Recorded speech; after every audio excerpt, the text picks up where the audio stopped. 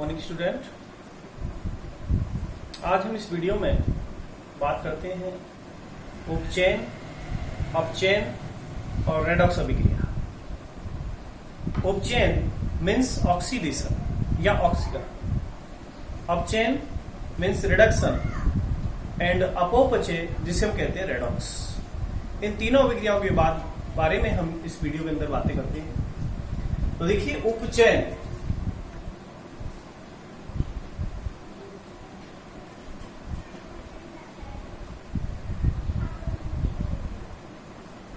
Means oxidation अभिक्रिया, oxidation reaction. क्या होता है इस अभिक्रिया में? यदि हम परमाणु के आधार पर देखें, वीस ऑन एटम्स परमाणु के आधार पर देखें, तो इस अभिक्रिया के अंदर ऑक्सीजन परमाणु का संयोग होता है तथा हाइड्रोजन परमाणु की कमी होती है।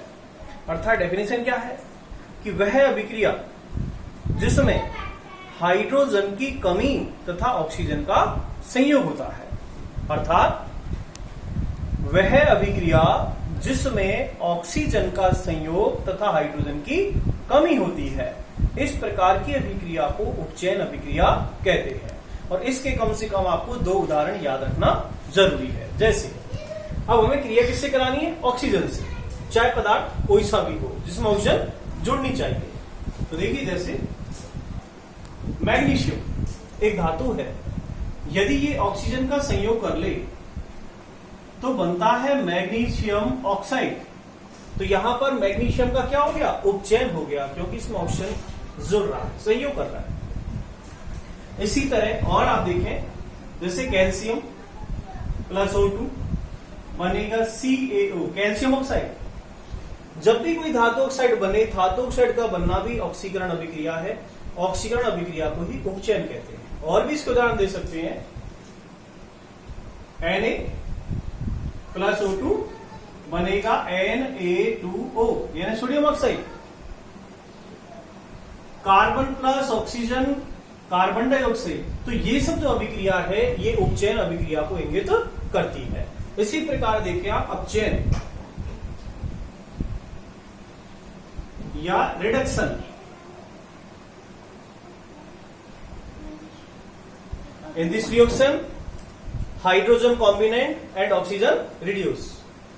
Oxidation का opposite reduction. In this reaction, जो ऑक्सीडेशन था, ऑक्सीडेशन रिएक्शन के अंदर क्या होता कि oxygen atom combinate and hydrogen atom dissociate या डिकॉम्बिनेट। उसका अपोजिट होता है रिडक्शन के अंदर कि reduction in this reaction hydrogen atom combinate and oxygen atom decombinate. देखिए उदाहरण N2, यदि नाइट्रोजन हाइड्रोजन से कॉम्बिनेट हो जाए, जुड़ जाए, तो बनेगा ammonia. Nitrogen combinate to hydrogen to form ammonia. तो यहां पर हाइड्रोजन जुड़ रहा है, तो ये अपचयन है, रिडक्शन है। इसी तरह आप देखें, यदि जैसे एथीन C2H4 प्लस H2, तो यहां पर हो जाता है C2H6। ऐसी कई प्रकार की अभिक्रिया।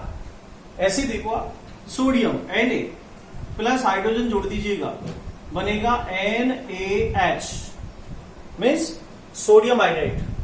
ऐसे यदि कैल्शियम में जोड़ दिया Ca प्लस H2, क्या बनेगा? Calcium hydride. यह है सोडियम हाइड्राइड, ये कैल्शियम हाइड्राइड, ये एथेन और ये अमोनिया। तो इन अभिक्रियाओं में अपचयन और उपचयन दोनों एक दूसरे की अपोजिट रिएक्शन है। अब मैं बात करता हूं तीसरी, रेडॉक्स।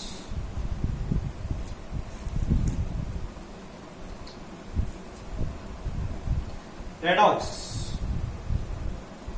जब किसी अभिक्रिया के अंदर उपचयन और अपचयन क्रिया एक साथ साथ संपन्न हो, यानी वह अभिक्रिया जिसमें उपचयन तथा अपचयन साथ साथ संपन्न होती है, उसे रेडॉक्स या अपोपचय अभिक्रिया कहते हैं। जैसे CuO plus H2 to form H2O plus Cu।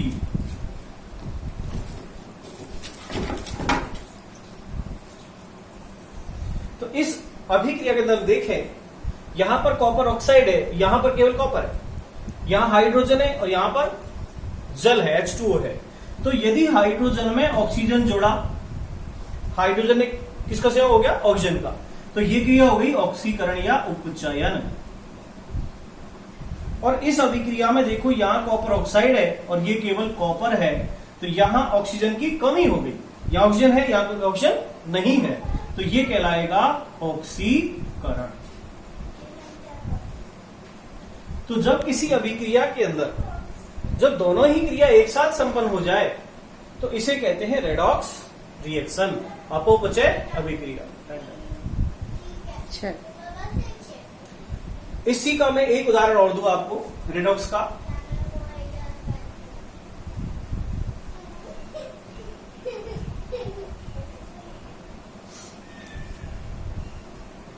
CuO plus Zn,